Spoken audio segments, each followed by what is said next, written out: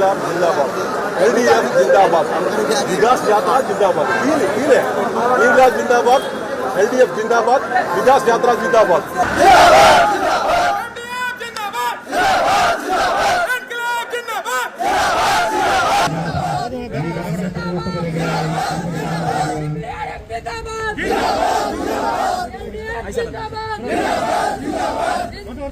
इनकलाब जिंदाबाद, इनकलाब जिंदाबाद, LDF जिंदाबाद, LDF जिंदाबाद.